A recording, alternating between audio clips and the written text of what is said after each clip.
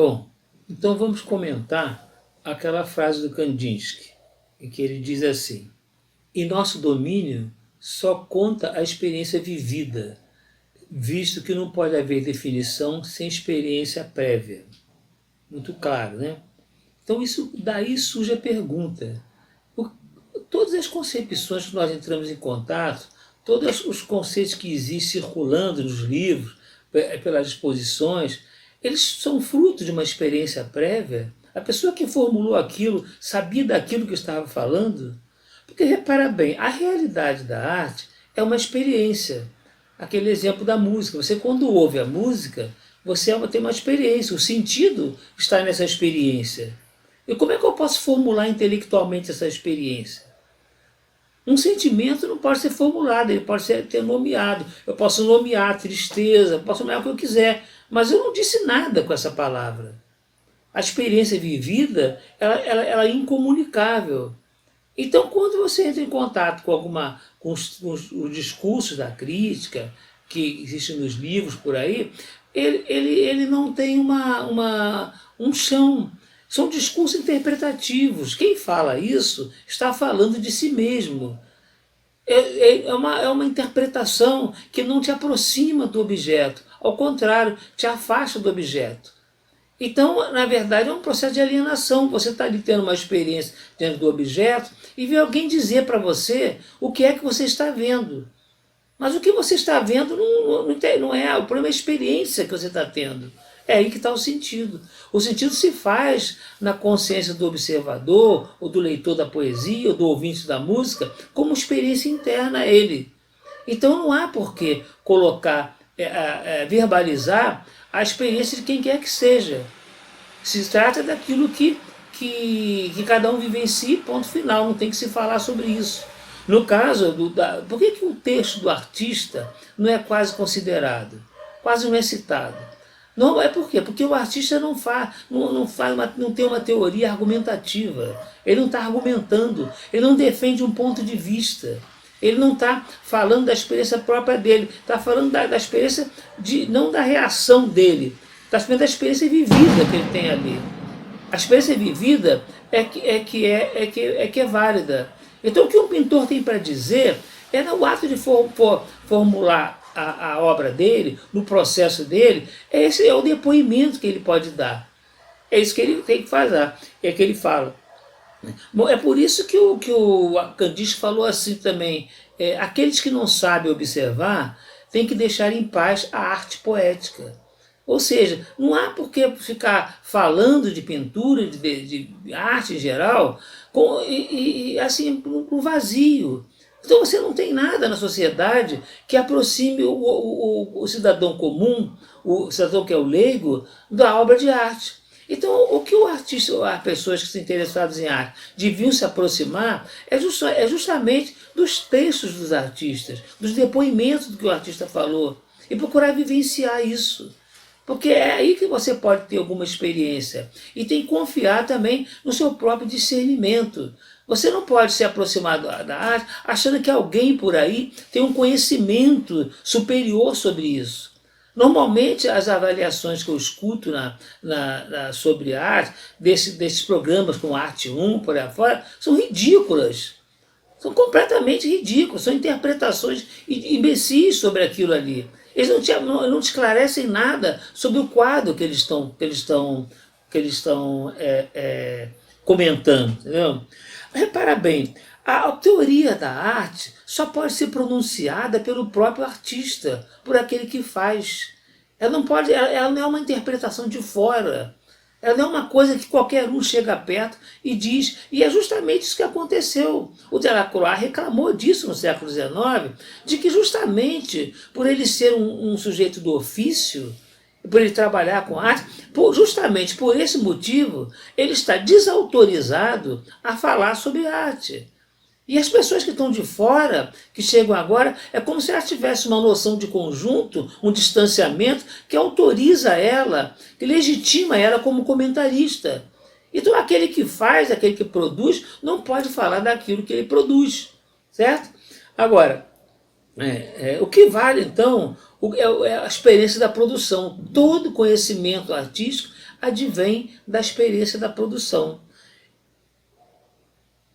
e não as concepções segundo este ou aquele autor, que é normalmente se faz, segundo fulano de tal, segundo fulano, aí compara um autor com outro de fora, e na verdade uma frase de um artista vale mais do que um livro inteiro de teoria, escrito de crítica, por aí afora. Então, é importante estabelecer essa diferença radical entre a palavra do artista e a palavra de um comentarista qualquer. Esse comentarista fala de si mesmo, fala da sua reação ao que ele vê, enquanto que o artista fala da sua experiência da produção. Então repara, se eu acho um quadro belo, bonito, eu posso falar desse quadro, dizer que esse quadro é bonito, posso falar, opinião minha, não tem problema nenhum. O que eu não posso é tentar considerar isso como uma regra geral da pintura. Entende? A opinião todo mundo tem, aquela história da doxa dos gregos. Opinião todo mundo tem, mas só que essa opinião não tem validade universal. Agora, quando o artista fala, ele fala, como eu disse, a partir da sua experiência e explicita um fato da forma, porque é o que interessa. E esse fato da forma só vai ser compreendido por outras pessoas que realmente lidem com a forma. Uma pessoa que queira ter um leigo que queira ter uma aproximação com objeto de arte, com a pintura, ele tem que procurar ter uma experiência operativa com esse objeto. Só quando você começa a desenhar é que você consegue ter um entendimento desse objeto. Você não sabe o caso do Wolfram, aquele historiador, que ele escreveu aqueles conceitos fundamentais da história da arte. Ele chegou às conclusões porque não existia fotografia como tem hoje. Então ele ia para os museus e começava a rabiscar no papel aquela composição que ele estava vendo para ele falar depois. E nesse rabiscar a composição, ele começou a perceber que aquilo que parecia muito óbvio, muito natural, estava deformado, tinha uns direcionamentos que normalmente você não percebe, não conscientiza quando vê. A maioria das figuras da história da arte, se você colocar saindo do quadro, são verdadeiros monstros. Em primeiro lugar, não ficam em pé. É tudo torto, tudo desarticulado. No entanto, parece natural, né? Parece natural por outros, pela composição geral do quadro, que aquilo surge como uma coisa natural. Fora daquele contexto, elas são deformadas.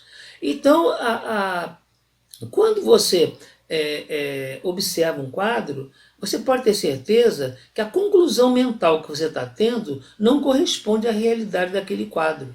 Aquilo que você está entendendo não é o sentido do quadro. Se eu olhar um quadro e entender que tem uma paisagem ali, isso não significa nada. Lógico, eu identifico paisagem, mas isso não é o sentido do quadro. O quadro é muito além disso, muito mais do que isso. E aquilo que o quadro realmente me escapa completamente. Então o quadro não é formulável intelectualmente. Ele não é uma forma acessível ao entendimento do intelecto. E vamos colocar uma coisa simples: o pensamento, essa lógica racional, com a sua lógica racional, é o maior inimigo da arte. Não existe conceito em arte. A arte não tem o caráter conceitual. A arte é a pura experiência e mais nada. A arte não é dirigida a uma avaliação ou uma reflexão intelectual. A arte é universal. Qualquer pessoa que olha um trabalho de arte vai ter a sua experiência, seja ela lá qual for. Mesmo uma pessoa não familiarizada com aquela forma artística, ela vai ter essa experiência, porque essa experiência se dá num plano pré-verbal de entendimento. Ele não se dá no plano da realidade que nós entendemos como real. Ele se dá, é um real que é anterior a qualquer formulação do entendimento. E aí, é claro que o pensamento ocidental entronizou, a tradição ocidental entronizou o pensamento como o fundamento de todo conhecimento. É claro que a arte fica de fora. É claro que a arte é incompreensível. É claro que a arte fica como uma coisa assim, alienígena ou coisa parecida. É claro que aqueles intérpretes vêm a primeiro plano. Eles vêm a primeiro plano e começam a adquirir prestígio e autoridade, isso que é pior. Então vamos procurar ser autônomos na hora de olhar um trabalho de arte e vamos procurar vivenciar o trabalho de arte. E se for o caso, gostou do pintor, ver se ele escreveu alguma coisa, para você se aproximar dela. Né? Você não tem que entender nada. É uma questão de aproximação. E não vão esquecer, a teoria da arte não é argumentativa, não defende ponto de vista, não explica nada.